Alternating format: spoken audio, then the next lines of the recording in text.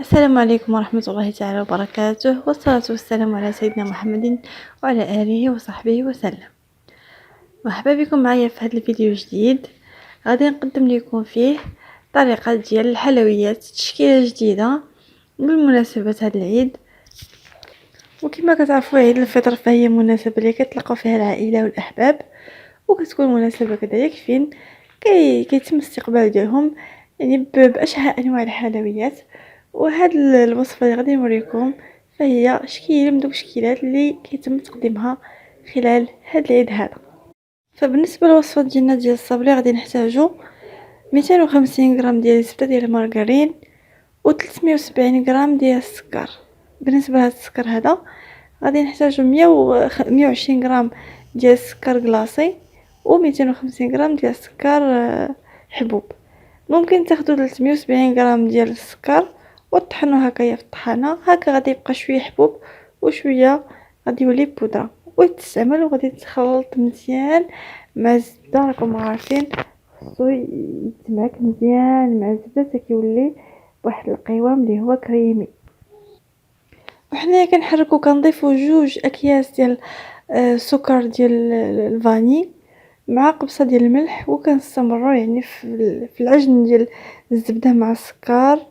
ومن بعد كنضيفوا 270 مليلتر ديال الزيت كما كتشوفوا معايا، وكنستمروا يعني في الا بغينا نقولوا في العجن ديال جميع المكونات. الهدف ديالنا هو اننا نحصلوا على واحد القوام اللي كيكون كريمي واللون ديالو بطبيعه الحال كيولي فاتح.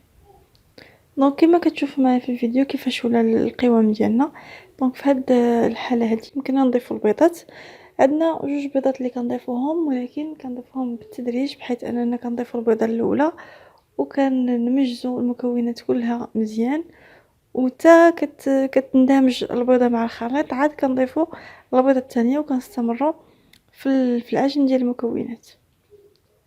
دونك كما كتشوفوا انا كنستمر بالتحريك وكتشوفوا القوام كيفاش كيولي. دونك في هذه اللحظه هذه يمكن ليا نضيف طحين. انا غادي نحتاج كيلو ديال الفورس، غادي نبقى نضيفه بالتدريج وانا كنخلط بالتدريج وانا كنخلط حتى كيتجمع ليا العجين.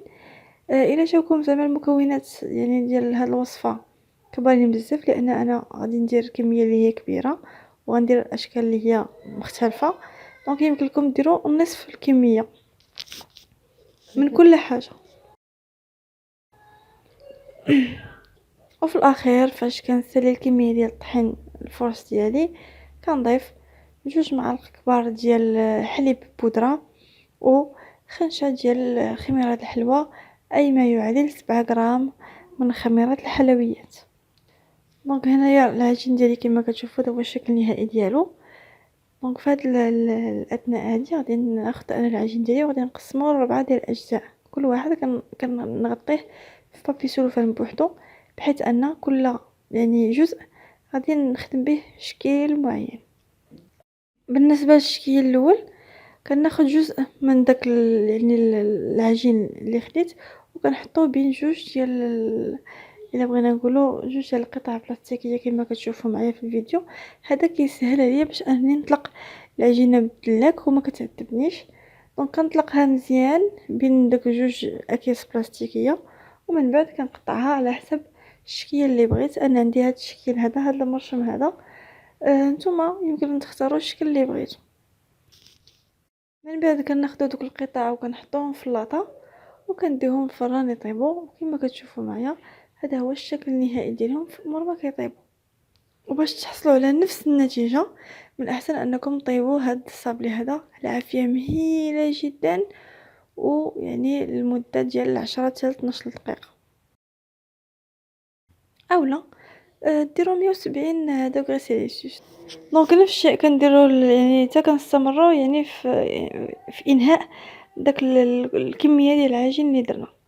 بالنسبه للشكل الموالي كناخذوا يعني الجزء الثاني ديال العجين وكنضيفوا له معلقه ديال الكاكاو باودر اولا ديال الكاوبل، وكنضيفوا له كذلك معلقه ديال الماء مخلطه مع معلقه صغيره ديال القهوه نسكافيه مذابه. كنخلطوهم مزيان وكنضيفوهم للعجين وتنبقاو نعجنوا مزيان حتى كنحصلوا على عجينه اللي هي متماسكه يعني مخلطه مزيان. وبنفس الكيفيه كنحطها بين جوج، كناخذ جوج صغيور اللي غادي يسهل عليا العمليه ديال يعني الدلك ديالها. دونك كناخذها وكناخذ جزء صغيور وكنحطو بين جوج اكياس يعني بلاستيكيه، وكنحاول نطلق العجين بالدلاك حتى كتشوفوا السمك ديالها يعني تقريبا 3 مليمتر. وداك الساعات كنقطعو على حسب الشكل اللي بغيتو. انا دابا الشكل اللي اختاريت كنقطعو العجين ديالنا بدوك الشكيلات حتى كنتهيو من العجين كامل، وكنطيبوه بنفس الكيفيه، يعني كنحطوه في اللاطه وكنطيبوه بنفس الكيفيه ديال هذا العجين الاول. بالنسبه للشكل الثالث حتى هو كناخذوا العجين وكنطلقوه يعني على كيس بلاستيكي كاملين بنفس الطريقه، وكناخذوا يعني هذا الشكل هذا اللي خدينا، هذا الشكل الدائري خديناه. دونك كتكون عندنا القاعده وكيكون عندنا الفوق يعني القطعه الفوقانيه كنديروا لها واحد الثقب باش كنزينوا به الصابلي ديالنا. بالنسبه للشكل الرابع والاخير، دونك بالنسبه للجزء الرابع دونك استسمح لان الفيديو كان يعني مشى ليا، ولكن الفكره شنو هي اننا كناخذ داك العجين يعني الكميه ديال العجين الرابع كنحطوه في داك المرشم ديال البوق الا كتعرفوه. دونك كناخذوه في داك المرشم ديال البوق وتنبقاو كنديروا به هاد الشكيلات اللي كيجيو بحال الوريضات كما كتشوفوا معايا، وكنحطوا فوق منهم دوك يعني داك الفخوي الحبات ديالنا. الوغ دابا كما كتشوفوا معايا جميع القطع وجميع الاشكال اللي صاوبنا واللي وجدنا كلهم طابو.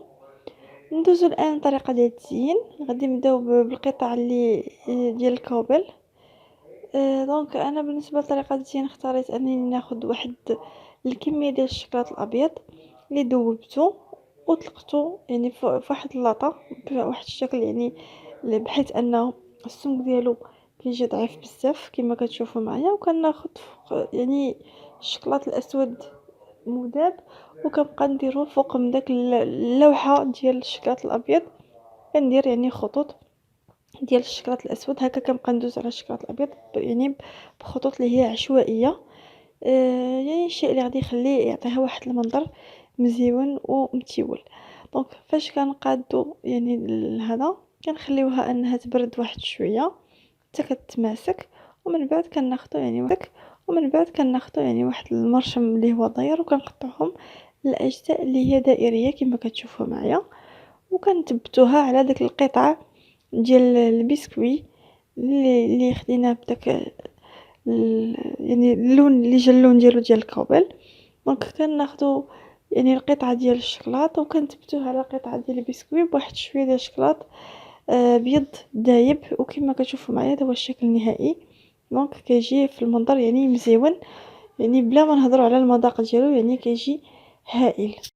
يمكن نحصلوا على نفس النتيجه الا اعتمدنا على طريقه اخرى ديال التزيين، هي اننا كناخذ داك القطعه ديال البسكويت وكنحطو فوق منها مباشره داك الشوكولاط الابيض المذاب، يعني كنديروه على شكل دائري كما كتشوفوا معايا، يعني كنطلقوه على داك البسكويت بشكل دائري يعني ما غاديش يعوج لينا الشكل الهندسي ديال البسكويت ديالنا. وكناخذوا الشوكولاط الاسود وكنبقى ندوزو فوق منه يعني فوق من داك الشوكولاط الابيض هكا بحركات اللي هي عشوائيه، الشيء اللي كيعطيها واحد المنظر اللي هو ولا واحد الشكل اللي هو زوين. دونك نتوما ممكن تعتمدوا الطريقه اللي غتجيكم سهله وعمليه. دونك باش يعني تزوقوا يعني البسكويت ديالكم. نمروا لتزيين النوع الموالي. هنايا في هذه الحاله غنحتاجوا الكاس ديال العسل وكذلك 125 غرام ديال الشوكولاط. دونك الطريقه هي اننا كناخذوا داك الكاس ديال العسل وكنحطوه يسخن لمده ديال 2 دقائق، من بعد كنضيفوا له الشوكولاط ولا القطع ديال الشوكولا بالتدريج وكنبقاو نحركوا مزيان، الشيء اللي كيخلينا نحصلوا على الا بغينا نقولوا كراميل يعني ديال الشوكولاط. وكنخليوه حتى يبرد، يعني كما كتشوفوا انا ديجا وجدته لان كنحتاجو بارد. دونك اون فوا تيبرد كنضيف له 3 ديال المعالق كبار ديال كاوكاو محمر ومهرمش وكنخلطو مزيان مع الكراميل ديال الشوكولاط. وكنمر لتزيين يعني الحبه ديالي. دونك فاش كنحصلوا على هاد الخليط ديالنا غادي ناخذ القطعه ديال البسكويت ديالنا وغادي نحاولوا بالنسبه للشكل اللي انا خديت اللي هو على شكل قلب. كناخذ القطعه وكنغلفها مزيان بهذا الخليط ديالي وكنحاول نغطيها بطبقه واحده اخرى ديال البسكويت، يعني بحال كيعطيني ان بسكويت و اون ساندويتش، يعني فوسط منه داك الشكلاط ديال الكراميل. ومن بعد فاش كنكمل بنفس الكيفيه لكاع القطع كنغمسهم في الشكلاط اللي هو يعني دايب، كنغطسوهم مزيان يعني من كلا الجهتين وكنحطوهم انهم يبردوا جانبا. دونك غادي نكملوا يعني التزيين ديال القطعه ديالنا فاش كيبرد داك الشكلاط تماما، يعني فاش كنلبسوا القطعه ديالنا بالشكلاط وكنخليوها تبرد جانبا.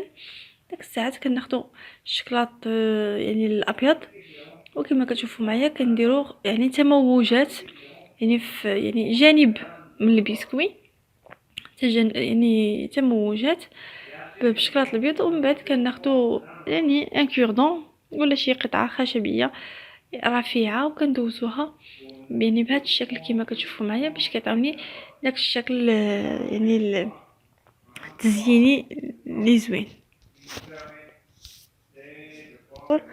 بالنسبه يعني الشكل البسكوي الاخراني اللي جاي على شكل دائري كناخذ داك القطعه يعني القاعده كنحطو فوق منها شويه ديال الكونفيتور، يعني الكونفيتور اللي بغيتو باللون اللي بغيتو، وكنحطو فوق منها داك القطعه اللي جا فيها داك الثقب كما كتشوفوا معايا. بطبيعه الحال داك القطعه اللي فيها داك الثقب كنكون درت عليها يعني السكر بودره باش كتعطيني داك الشكل يعني مزيون ومتيول. دونك كنلصق القطعه على القطعه الاخرى وهذا هو الشكل النهائي ديالها، يعني كتكون يعني شكل اللي زوين ومذاق اللي هو اكثر من رائع. وهذا هو الشكل النهائي ديال جميع القطع مرما زيناهم ومرما قديناهم. بطبيعه الحال الا كان يعني شي حاجه مثلا شي قطعه ناقصه ولا شي جزء اللي ما مفينيش مزيان كنفينيو جميع القطع ديالنا بشكل اننا نحصلوا على جميع الحبات كيكونوا مقادين ومزيونين ومتولين، وكيمكن لنا اننا نقدموهم للضياف ديالنا لحبابنا وصحابنا في مناسباتنا. يعني كيجيو لذاذ بزاف وشكيلات مزيونين من عجينه واحده اللي ما نهضرش عليها. كنتمنى انكم تجربوا هذه الوصفه هذه وتجربوا هاد الشكيلات هادو ويعجبوكم.